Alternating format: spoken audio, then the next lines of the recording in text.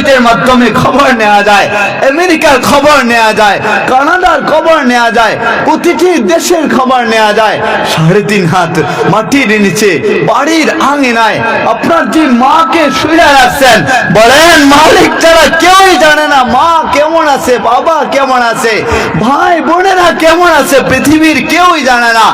একজন জানেন, চিৎকার দিয়ে বলেন না তিনি কে, আরো জোরে বলেন না তিনি কে। আপনি আমি তো সফল কাম হইতে চাই, সফল কাম হওয়ার জন্য এখানে চলে আসছি।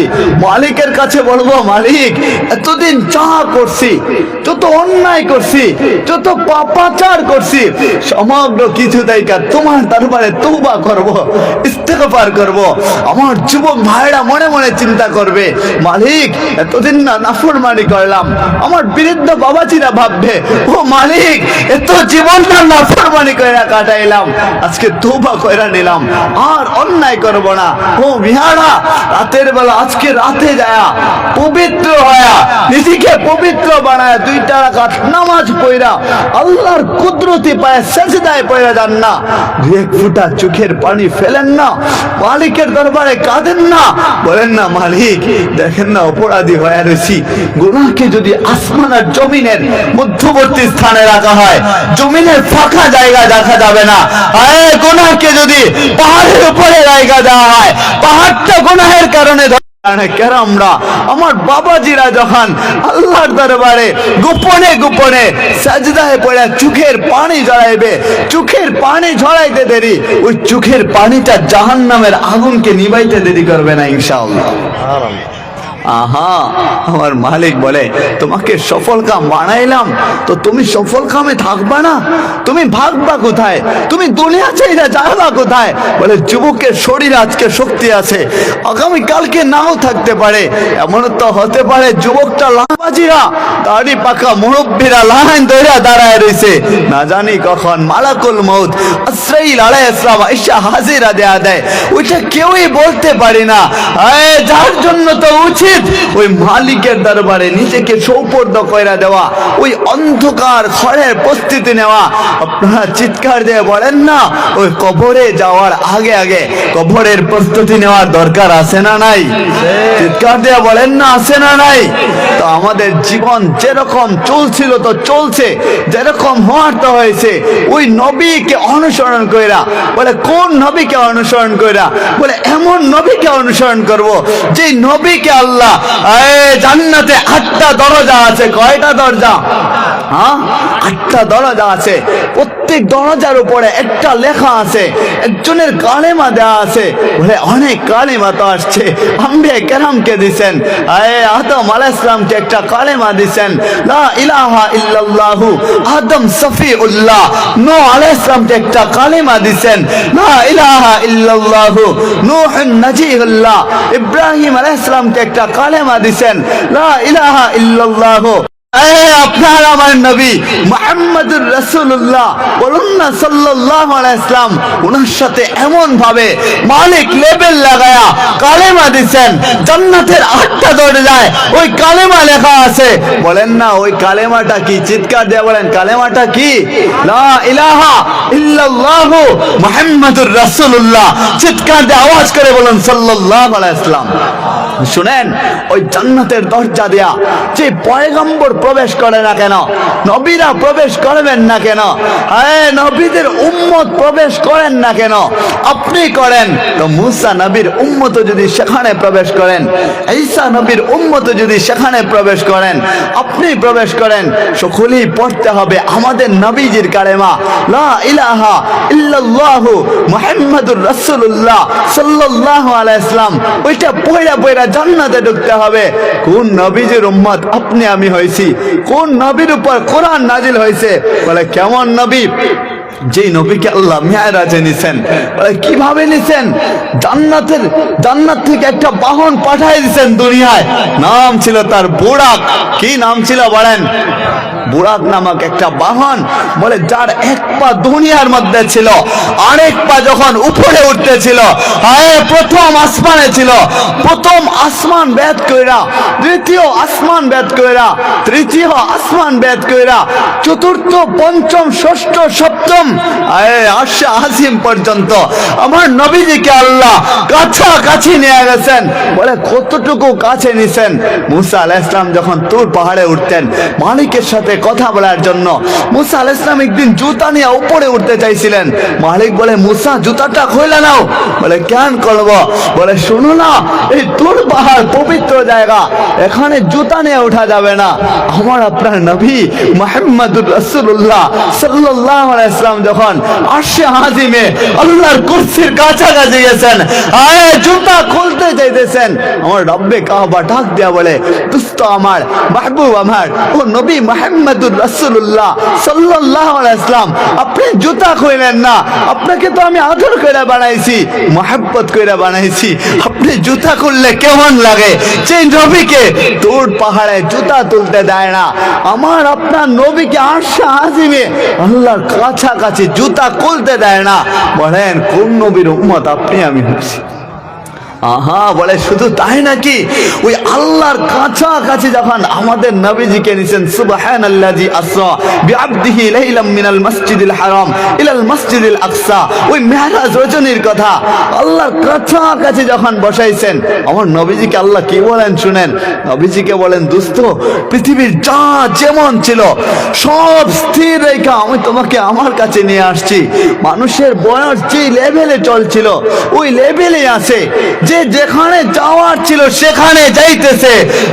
ঘড়ির যে কাঁটা যেভাবে চলতেছিল ঠিক ঠিক করে সেভাবেই চলছে। সমুদ্রের ভিতরে ডাইলা দিছেন আমাদের নবীজিকে। নবীজি বলেন, যা রব, আমার জিহ্বাটা আমি আপনাকে দান করলাম। বলেন না আল্লাহু আকবার, চিৎকার দিয়ে বলেন আল্লাহু আকবার। আমার রব বলে, দোস্ত সবই তো দিয়া দিলা, নেও না, এবার আমি তোমাকে দেই। বলে কি দিবেন? দেন না। বলে আসসালামু আলাইকা আইয়ুহান নাবিয়্যুন। দোস্ত তুমি জিহ্বা দিছো, এই জিহ্বা থেকে, এই জিহ্বার মধ্যে আমি আল্লাহর পক্ষ থেকে সালাম পৌঁছায় দিলাম। সালাম আলাল্লাহ। সুতরাং নবীজির জবানের মধ্যে স্বয়ং আল্লাহ সালাম পৌঁছাইছেন। ওই নবীজির জবানের কথা যে ব্যক্তি মানবে ওই ব্যক্তি শান্তি পাবে। যে পরিবার নবীজির জবানের কথা মাইনা চলবে পরিবার শান্তি পাবে। যে সমাজ নবীজির জবানের কথা মাইনা চলবে সমাজ শান্তি পাবে। যে রাষ্ট্র নবীজির জবানের কথা মাইনা চলবে সেই রাষ্ট্র শান্তি পাওয়া যাবে। চলেন, আমাদের নবীজি যখন আল্লাহর কাছাকাছি বসছেন, মালিক বলে, তোমাকে যেহেতু নিয়ে আসছি এবার উপহার তোমাকে দিব, উপহার নিবা না? নবীজি বলে, কেন নিব না, কি উপহার? বলে 50 ওয়াক্ত তোমাকে নামাজ দিলাম। বলেন না আল্লাহু আকবার। নবীজি খুশি হয়ে গেছেন, বলে আমার উম্মতকে জান্নাতে দেওয়ার জন্য 50 ওয়াক্ত নামাজ দিছেন। মুসা নবীকে মাত্র 2 ওয়াক্ত, আর আমাকে 50 ওয়াক্ত। কত খুশি হয়েছেন। শেষ পর্যন্ত আসতে আসতে 5 বার নামাজ দিছেন। ইদা সলুহাত সলুহাত সাহিবাল আমাল। আপনার আমার জীবনের সাথে নামাজ সেটআপ কইরা নিব তো কসম খোদার করে বলি, নামাজ সেটআপ কইরা কবরে যাইতে দেরি, আপনাকে নিয়া হুড়পুরিরা টানা হেসরা করতে দেরি করবে না ইনশাআল্লাহ। আমার নবীজিকে 5 ওয়াক্ত নামাজ দিচ্ছেন, আর বলছেন যদি আপনার কোন উম্মতেরা 5 ওয়াক্ত নামাজ ওয়াক্ত মতো ইস্তেকামতের সহিত জামাতের সাথে আদায় করা নেয়, কসম আল্লাহ কসম খায়া বলে, এই বান্দার জন্য হেফাজতের দায়িত্ব আমি আল্লাহ নিজে নিয়ে নিলাম। জান্নাতের ঠিকানা আমি আল্লাহ তাকে নিজে দিয়ে দিলাম। সুতরাং আমাদের সমাজের মানুষ তো নামাজের বেলায় গাফিল হয়ে আছে, জীবনের সমগ্র কিছুকে পিছনে ফেলে দেন না। এবার বলেন না, জীবন যেভাবে চলছিল থাকুক না, এখন যে গতিতে আছে আমি মালিকের কাছে সুপর্দ কইরা দিব। নিজেকে বলবো, মালিক তুমি আমাকে মাফ না কইরা দিলে কে মাফ করবে? কেননা তোমার তো বহু বান্দা আছে যারা তোমাকে ডাকতে থাকে। আমার তো আপনি ছাড়া কোনো ইলাহ নাই, আপনি একমাত্র ইলাহ, আমার রব্বে কাবা ইলাহি। ও মালিক দেন না মাফ কইরা। দুনিয়ায় আসছেন, সেজদায় পড়ে গেছেন, ওই কবরের মধ্যে যাওয়ার আগেও নবীজি উম্মতের ব্যাপারে চিন্তা করে গেছেন। ওই হাসরের ময়দানটা যেদিন কায়েম হয়ে যাবে, ভয়ানক অবস্থা যেদিন হবে, ইযা যুলজিলাতিল আরদু জিলজালাহা ওয়া আখরাজাতিল আরদু আসকালাহা ওয়া ক্বালাল ইনসানু মা লাহা আল কারিআতু মাল কারিআ ওয়া মা আদরাকা মাল কারিআ। আয় মহাপ্রলয়ের সময় যখন শেষ হয়ে হাসরের ময়দানটা কায়েম হয়ে যাবে, জমিন তামা তামা যখন হয়ে যাবে, সূর্য আধাত উপরে উঠবে, আল্লাহ রাসূলকে যখন উঠাইবেন, বলে উঠাইতে দেরি, আল্লাহ রাসূল বলবেন জিব্রাইল আইনা উম্মতি, ও জিব্রাইল আমার উম্মত কোথায়? জিব্রাইল আলাইহিস সালাম কসম খাইরা বলবেন, কসম খোদার করে বলি আপনি ছাড়া এখন পর্যন্ত কাউকে উঠানো হয় নাই। হাসরের ময়দানটা এতটুকু ভয়ানক হয়ে যাবে, আল্লাহর রাসূলকে মাকামে মাহমুদ নেওয়ার জন্য আসবেন, ওই মাকামে মাহমুদ নবীজি উঠতে যাইবেন না। বলে কেন আপনি মাকামে মাহমুদে ওঠেন না? বলে আমি যদি মাকামে মাহমুদে উঠি, না জানি ওই ব্রাহ্মমান বাহন মাকামে মাহমুদ আমাকে ওই জান্নাতে যদি নেওয়া যায়, তাহলে আমার কি উপায় হবে, উম্মতের কি উপায় হবে? এর জন্য বলেন ওই হাসরের ময়দানের প্রস্তুতি নেওয়ার দরকার আছে না নাই? চিৎকার দিয়ে বলেন আছে না নাই? তো চলেন শেষটা শোনায় শেষ করতেছি। বিরক্ত হচ্ছেন আপনারা? আমরা সবাই মৃত্যুর পথযাত্রী। আমাদের ওই আল্লাহ রাসূল সাল্লাল্লাহু আলাইহি ওয়াসাল্লামের উপর যে কোরআন নাজিল হয়েছে, কোরআনুল হাকিম, ওই কোরআনের মধ্যে আল্লাহ যে বলছেন কদ আফলাহাল মুমিনুন, আপনাকে আমাকে সফল কাম বানাইছেন। তো সফল কাম হয় যদি ওই কবরে আপনি আমি যাইতে পারি, কেননা মালিক আরেক আয়াতে ঘোষণা করেন ইয়া আইয়ুহাল্লাযীনা আমানুত্তাকুল্লাহা হাক্কা তুকাতি ওয়া লা তামুতুন্না ইল্লা ওয়া আনতুম মুসলিমুন। প্রকৃত ঈমানদার না হয়ে তোমরা কবরে আইসো না। ওই কবরে আমরা সকলেই চলে যাব। কবর এমন একটা জায়গা, এমন একটা ঘর, অন্ধকার একটা ঘর, যেখানে আলো নাই, বাতি নাই, বিছানা নাই, আপন বলতে কেউ নাই, পরিচিত কেউ নাই। আয় আপনি যখন কবরের বাসিন্দা হয়ে যান, যখন মসজিদের মাইক থেকে ঘোষণা আসে অমুকের জানাজার কয়েক মিনিট সময় বাকি আছে, তখন আপনি যদি শোনেন আপনার সন্তান মরে গেছে, আপনি যদি শোনেন আপনার মা মরে গেছে, আপনার বাবা মরে গেছে, বলেন সহ্য করতে পারবেন? কেউ সহ্য করতে পারবেন? বলেন না, সহ্য করতে পারবো না। ওই অন্ধকার ঘরে আমাকে আপনাকে সকলকে চলে যাইতে হবে। অনেকের দাদা চলে গেছে, অনেকের মা চলে গেছে।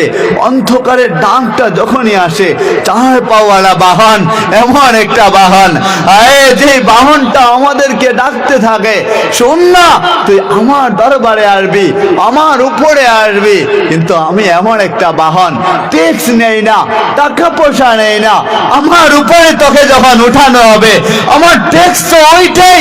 বলে তুই উপরে উঠতে দেরি হবে, যদি আমল আখলাক বাড়ায় আমার উপরে উঠতে পারিস, তাইলে ওই আমল আখলাকটাই আমার জন্য ট্যাক্স হয়ে যাবে। আল্লাহ আমার উপরটা জান্নাতে হাওয়া দেয়া ভরপুর করে দেন। বলে বাহনটা যখন নিয়ে আসা হয়, আপনাকে গোসল দিয়া যখন ওই সাদা কাফনে মোড়ায় রাখা হয়, আপনার যদি আদরের ছোট বাচ্চা থাকে, বলেন আদরের ছোট বাচ্চাটা দৌড়ায় দৌড়ায়া আপনার লাশের পাশে যাবে, আর লাশটাকে ঝড়ায়া ধরে কান্না করবে, আব্বু বয়লা বয়লা ডাকবে, আপনি কান্না সামলাইতে পারবেন না, আম্মু বয়লা বয়লা ডাকবে, আয়ে আদরের সন্তান সামলাইতে পারবে না। বলে কান্নার জায়গা ছাইরা যাবেন, তো চার পাওয়ালা বাহনে উঠায়া যখন আপনাকে মাঠের দিকে নেওয়া হবে, জানাজার নামাজ শুরু হয়ে যাবে, ওই কাফনের কাপড় পরায়া কাঠিয়ার উপর তৈলা আপনার আপনজন যখন কাঁধে কইরা কইরা বাড়ির আঙিনা দিয়া আপনাকে নিয়ে যাবে, বলেন মা যখন দরজার চৌকাটের মধ্যে দাঁড়ায়া দাঁড়ায়া আপনার দিকে তাকায়া খোকা মনে বয়লা বয়লা ডাকবে, আপনি যদি বাবা হন, সন্তান যদি ময়রা যায়, যুবক যদি হন, আপনার ভাই যদি ময়রা যায়, বাবা যদি ময়রা যায়, তাকায় থাকবেন আর চিৎকার দিয়ে কান্না করবেন, কিন্তু এতটাই নিষ্ঠুর আপনি হয়ে যাবেন, ময়রা যাওয়ার পরে হয়ে যাবেন। বলে যতই কান্না মানুষজন করে না কেন, চোখে ভাসে না, নিষ্ঠুর হয়ে যায়, কেউ কোনো কথা বলে না, কান্না সকলেই করবে। আপনার মা যখন তাকায় দেখবে দরজার সামন দিয়া খাটিয়ার উপর তৈলা মানুষ বরযাত্রী বানায়া ওই কবরের দিকে নিয়ে যাচ্ছে। দরজার চৌকাঠে দাঁড়ায় থাকবে, চোখ বড় বড় কইরা, মা চোখের পানি জড়ায়া এদিক ওদিক তাকাবে আর ডাক দেয়া বলবে, খোকা মনি আমাকে চাইরা চইলা গেছিস, ওই কবরে একা একা কি কইরা থাকবি? তুই না আমাকে না দেখলে খানা খাইতি না, আমাকে না পাইলে তুই পড়ালেখা করতি না, ঘরে আইসা না পাইলি চিৎকার করতি, চেঁচামেচি করতি। আজকে আমাকে চাইরা একা একা কি কইরা থাকবে ওই কবরে? সেখানে তো আলো নাই, বাতি নাই, বিছানা নাই, ভাই নাই, বোন নাই, খালা খালু কেউই সেখানে নাই, কি করে একা একা থাকবি? বলেন মহিলা যাওয়ার পরে মা যখন চিৎকার দিয়ে কান্না করবে, এটা কি কেউ সহ্য করতে পারবে নাকি? হ্যাঁ, বলে আপনার ভাই যখন মহিলা যাবে আর চিৎকার দিয়ে কান্না করবেন, আপনিও সহ্য করতে পারবেন না। ওই কবরে যখন আপনাকে নামানো হবে, মানুষজন মাটি চাপা দিয়া আপনার কাছ থেকে ঠিকই চলে আসবে, আপনি একা একা সেখানে থাকবেন, সময় কাটাইবেন। আপনার ভাই থাকবেন তো ভাই পাবেন না, তখন আপনার ভাই ডাক দিয়ে আপনাকে লাশ বইলা ডাকবে, আপনার বোন আপনাকে আর ভাইয়া বলবে না, লাশ বলবে, চাচারা লাশ বলবে, ফুফিরা লাশ বলবে, হায় সকলে একই সুরে চিৎকার দিয়ে বলতে থাকবে, লাশ লাশ লাশ। আমাদের আপন তো দুনিয়ায় জন্মের সময়ও কেউ ছিল না, ওই মহিলা যাওয়ার পরেও কেউ থাকবে না, কারণ হাসরের ময়দানটা এত ভয়ানক হবে। ইয়াউমা ইয়াফিরুল মারউ মিন আখিহি ওয়া উম্মিহি ওয়া আবিহি ওয়া সাহিবাতিহি ওয়া বানিহি। কেমন ভয়ানক হবে! জাহান্নাম যখন চিৎকার মারবে, চিখ দিবে, সব ফেরেশতা, সারি আম্বিয়া, সব ইনসান নফসি নফসি নফসি। आदम अलैहिस्सलाम नफ्सी, इब्राहिम अलैहिस्सलाम नफ्सी, इस्माइल अलैहिस्सलाम, इसहाक अलैहिस्सलाम, याकूब अलैहिस्सलाम, यूसुफ अलैहिस्सलाम, यूनुस अलैहिस्सलाम, शीस अलैहिस्सलाम, सालेह अलैहिस्सलाम, হুদ अलैहिस्सलाम, नफ्सी नफ्सी। শুধু আপনার আমার নবী আওয়াজ করবেন, ইয়া রব্বে উম্মতি, ইয়া রব্বে উম্মতি। আমার উম্মতকে নিয়া, আল্লাহর রাসূলের উম্মত কে নিয়া, আপনাকে আমাকে নিয়া, শুধু আপনার আমার নবী আওয়াজ করে বলবেন, আমার উম্মতের কি হবে? বলেন কবরে যদি আপনি পবিত্র হয়ে না যান, ওই হাসরটা ভয়ানক হবে, কবর ভয়ানক হবে, বাবা মায়ের জন্য আযাব গজবের কারণ আপনি নিজেই হয়ে যাবেন। এর জন্য চলেন চেষ্টা শোনাই যে আপনি যখন রাতের বেলা বাড়িতে যান, যে যেমনই হান না কেন, একটু রাতের বেলা গিয়ে মালিকের দরবারে বলবেন, মালিক এত বড় সংসার, এত ঝামেলা সব সামলে নিয়ে উঠার দায়টা কেন হবে? আলহামদুলিল্লাহিল্লাযী আহইয়ানা বাদামা আমাতানা ওয়া ইলাইহিন নুশুর। ঘুমানোর সময় এই দোয়া কেন হবে? আল্লাহুম্মা বিসমিকা আমুতু ওয়া আহইয়া।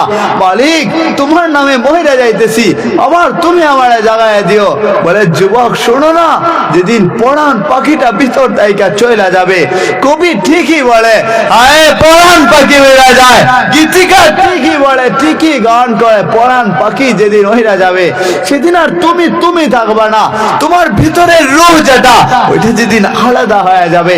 বলে রিজাল লা তামশি, পা থাকবে চলতে পারবো না, ইয়াতুন লা তাতলি, হাত থাকবে ধরতে পারবো না, আইনুন লা তানজুর, চক্ষু থাকবে কিন্তু আপনি আমি দেখবো না, উযুন লা তাসমা, কান থাকবে কিন্তু শ্রবণ করবো না। আপনার আমার নামটা মানুষজন চিৎকার দিয়ে আওয়াজ করে শুধু লাশ বইলা বইলা রাখবে, আপন কেউই থাকবে না। আসরের ময়দানটা ভয়ানক হবে। বলে কোনো কাজে ভাই আসবে না, বোন আপনার কোনো কাজে আসবে না, আপনার মা কোনো কাজে আসবে না, বাবা কাজে আসবে না, কেউই কাজে আসবে না। কেননা এত ভয়ানক। জিবরাইল আমিনের মতো ফেরেশতা জাহান্নাম যখন চিখ মারবে, আল্লাহ ডান পাশে তিনি থাকবেন, বলে মাথা নিচু করে তিনি বসে যাবেন, আল্লাহকে বলবেন, ও রব্বে কাবা সাল্লিমনি নাফসি সাল্লিমনি নাফসি, আপনি আজকে আমাকে বাঁচান, আমাকে বাঁচান। মুসা আলাইহিস সালামের মতো নবী আমাদের উম্মতের পরে যার সবচেয়ে বেশি উম্মত হবে, তিনি তখন রব্বে কাবাকে বলবেন, ও রব্বে কাবা ইলাহি লা আসআলুকা উম্মতি উম্মতি, আজকে আমার উম্মত সম্পর্কে আপনি বলবো না, আপনাকে বলবো না। লা আসআলুকা আখি, আমার ভাইকে চাই না, উখতি বোনকে চাই না, উম্মি আম্মি কাউকে চাই না। আসআলুকা নাফসি নাফসি, আপনি আমাকে বাঁচান, আমাকে বাঁচান। এত ভয়ানক হাসরের ময়দান হবে, তো বলেন না ওই হাসরের ময়দানে যাওয়ার আগে ওই হাসরের ময়দানের জন্য আমাদের প্রস্তুতি গ্রহণ করে যাওয়ার দরকার আছে না নাই? আজকে আমরা দোয়া করে যাব আর তওবা করব, মালিকরে বলবো, মালিক এখানে যারা উপস্থিত আছি দেখেন না মাটির ছাঁচের উপর বসে রয়েছি। সাহাবায়ে আজমাইন যখন মসজিদে নববীর মধ্যে যাইতেন, কোনো ভুল হয়ে গেলে খুঁটির মধ্যে নিজেকে বাইন্ধা রাখতেন আর বলতেন, ও রব্বে কাবা, যতক্ষণ পর্যন্ত মাফ না করবেন বান্ধন ছাড়বো না। আমরাও মালিকের দরবারে বলবো, মালিক যতক্ষণ পর্যন্ত জীবনের সব গুনাহ মাফ না করবেন ততক্ষণ পর্যন্ত এখান থেকে যাও না। এই ওয়াদা করবেন তো ইনশাআল্লাহ? আজকে রাতে যায়া আমরা তওবা করব, ইস্তেগফার করব, আল্লাহর দরবারে নিজেকে আল্লাহর কাঠগড়ায় দাঁড় করায় আয়োজন করছেন, অনেক কষ্ট করে আয়োজন করছেন। আর আমার পাশে আমার একজন মহব্বতের ভাই, আপনাদের এলাকার নক্ষত্র, একজন ইমাম, একজন সম্মানিত আলেম, একজন আলোচক, একজন শিল্পী, হযরত মাওলানা আল আমিন সাহেব দামাত বারাকাতুহুম, উনি এখানে বসে আছেন। অনেক আগে থেকে ওনার সাথে সম্পর্ক, আজকে দেখা হয়ে গেল। যারা মাহফিলের কমিটি আয়োজন করছেন, পোস্টার বিতরণ করছেন, মাস ব্যাপী পোস্টার